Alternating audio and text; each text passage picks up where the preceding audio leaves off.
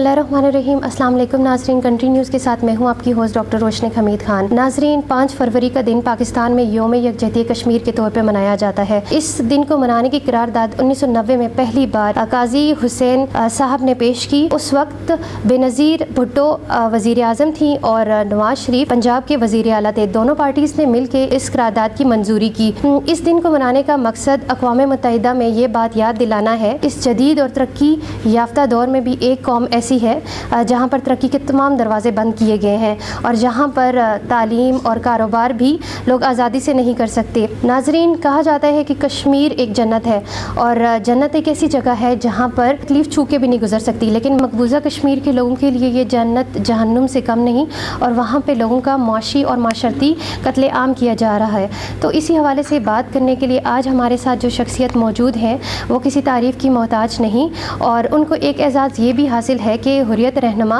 और Jammu Kashmir liberation front के leader Yasin Malik साहब की अहलिया मोहतरमा है और यासीन मलिक साहब एक तवील अरसे से कश्मीर की आज़ादी के लिए जद्दोजहद कर रहे हैं। मैं बात कर रही हूँ मिशाल हुसैन मलिक साहिबा की,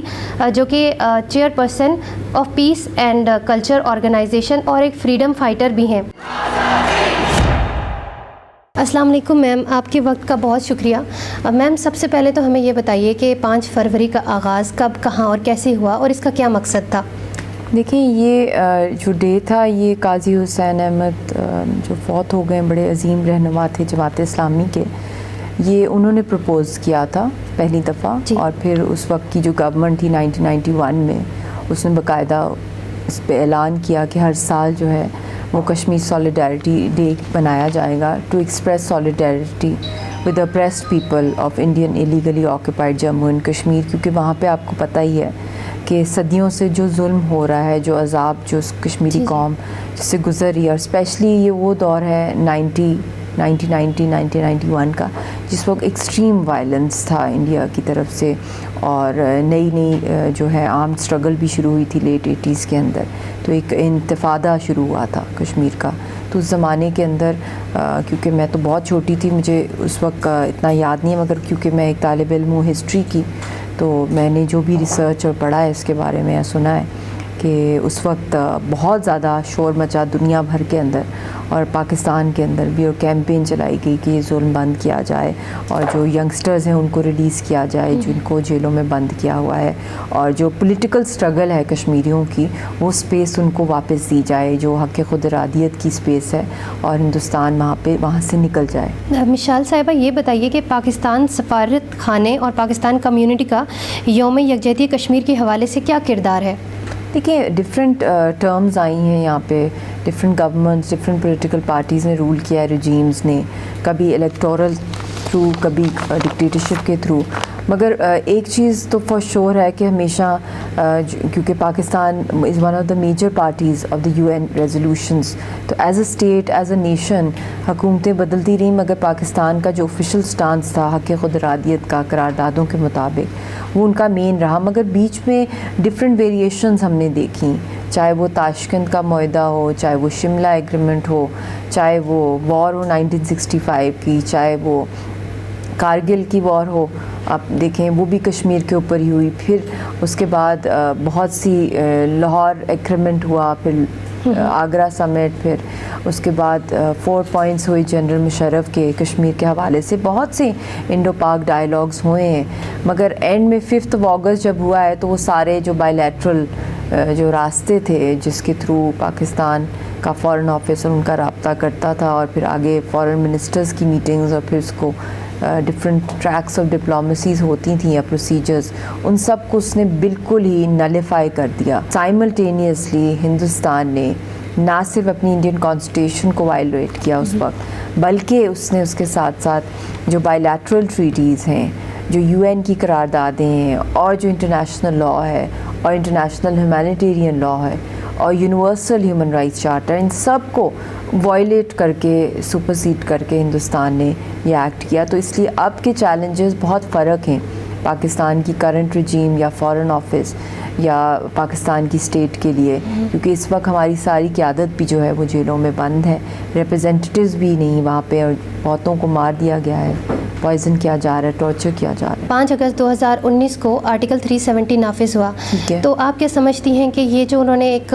منصوبہ بندی کی ہے انڈین حکومت نے, وہ اس میں کامیاب ہو پائیں گے؟ دیکھیں, کامیابی اللہ نہ کرے کہ ہندوستان کو ہو, مگر جس تیزی کے ساتھ, جس شدت کے ساتھ وہاں پہ پاپولیشن کو چینج کیا جا رہا ہے, پاپولیشن سینسس کو چینج کیا جا رہا ہے, اور ایک ڈسپیوٹڈ ٹیریٹری کے اندر جہاں پہ انلیگل ہے کہ وہاں کی ڈیموگرافی کو چینج کیا جائے, تو وہاں پہ 50 لاکھ سے زائد جو ہے انڈینس کو وہاں پہ سیٹل کرنا کوئی مذاق تو نہیں ہے. اور اگلے 1-8 سال میں جس سپیڈ میں یہ چل رہے ہیں, کوئی بریک ہی نہیں ہے اس کے اندر, تو یہ ایک منی انڈین کالونی میں تبدیل ہوتا جا رہا ہے. اور ہندوستان کی آرمی کی تعداد بھی 8 لاکھ سے 10 لاکھ کر دی ہے انہوں نے ان 2 سالوں کے اندر. تو بہت خوفناک صورتحال ہے. اس کو روکنے کے لیے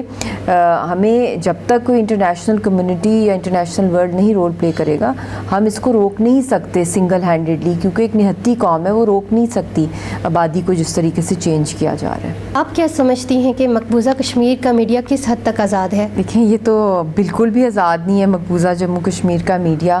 وہاں پہ تو آپ نے حال ہی میں دیکھ لیا ہے کہ ایک تالا لگ گیا ہے وہاں کے جو کشمیر پریس کلب کے اوپر. تو it is under curfew the media of Kashmir, اور وہاں کے جرنلسٹ کو جس بے رحمی سے ٹارگٹ کیا جاتا ہے, کیونکہ ایک لوکل رپورٹنگ جس بھی حد تک ہوتی تھی بہت مشکلات کے تھرو فوٹوگرافرز کرتے تھے, یا ویڈیوگرافرز ہوتے تھے, یا جرنلسٹ. تو ہم نے دیکھا ان دا پاسٹ آلسو کہ جس طرح بہت بڑے بڑے ناموں کو ٹارگٹ کیا گیا,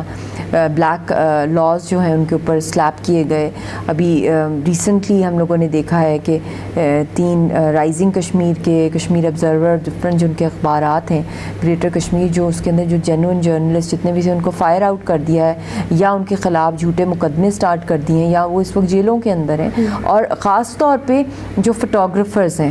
ان کے اوپر تو بہت ہی برا حال ہے, ان کے خاندانوں کے اوپر, جو ینگ لڑکے جو ہیں پروٹیسٹ کو کور کرتے ہیں, یا لڑکیاں وغیرہ, ان کو تو بہت مارا پیٹا جاتا ہے. اور ایک بہت بڑا نام تھے شجاعت بخاری صاحب, جو ہے ان کا اپنا اخبار تھا رائزنگ کشمیر,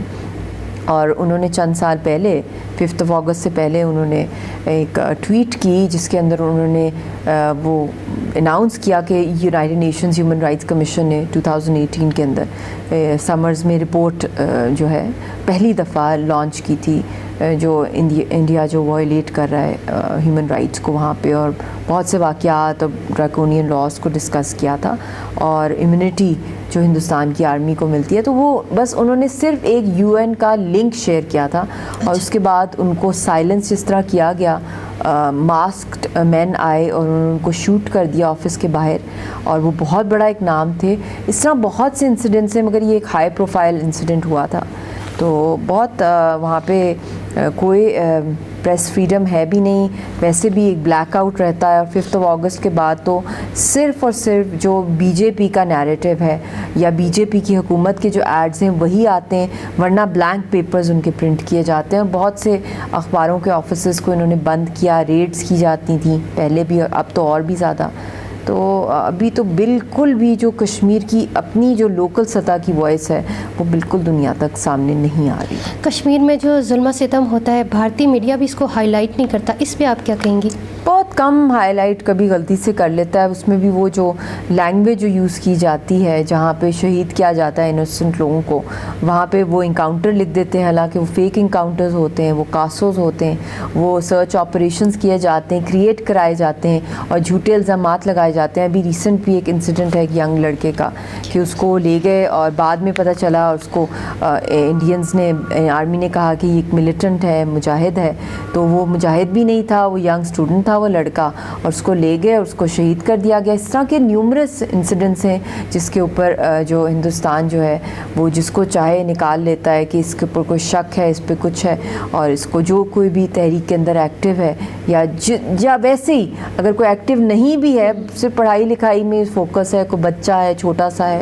یا کوئی بھی ہے, اس کو وہ ایک ٹیرر پھیلانے کے لیے, فضا پھیلانے کے لیے ان کو جو ہے جھوٹے مقدمے کر دیے جاتے ہیں. اس کا مطلب یہ ہے کہ اگر کشمیر میں, مقبوضہ کشمیر میں کوئی آزادی کا نعرہ لگاتا ہے تو اس کو شہید کر دیا جاتا ہے. اس کو شہید کر دیا جاتا ہے، یا جو زندہ ہیں ان کو دہشت گرد قرار دیا جاتا ہے، یا ان کو جیلوں میں بند کر دیا جاتا ہے، یا ان کی جابز اگر وہ کر رہے ہیں تو ان کی جابز چھین لی جاتی ہیں، یا ان کی پراپرٹی چھین لی جاتی ہے، یا ان کے بینک اکاؤنٹس کو سیز کر دیا جاتا ہے، یا ان کی فیملی ممبرس کو ہراس کیا جاتا ہے، مارا پیٹا جاتا ہے، یا ان کو گھروں سے نکال دیا جاتا ہے. بہت کچھ کیا جاتا ہے. ہندوستان کی آرمی، ان کی انٹیلیجنسیا، ان کی بیوروکریسی، ان کی پولیس، فرام آل اینگلز جو ہے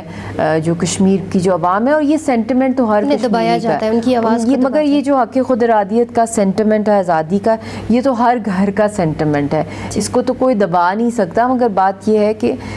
for how long will the Kashmiri sustain it, کیونکہ ایک نہتی قوم، ایک ڈیفینس لیس نیشن جو ہے ایک حد تک ہی کامبیٹ کر سکتا ہے. پھر اس کی جو لیڈرشپ بھی ہے جس کے پیچھے قوم کھڑی ہے، ان سب کو بھی جیلوں میں بند کیا ہوا ہے، قید میں رکھا ہوا ہے. تو ایسی صورتحال کے اندر تحریک کو چلانا، مقابلہ کرنا اتنی بڑی لاکھوں کی تعداد میں دہشت گرد آرمی کا، تو یہ ایک بہت ہی ایکسٹراڈنری اور امپاسبل سرکمسٹانسز ہیں.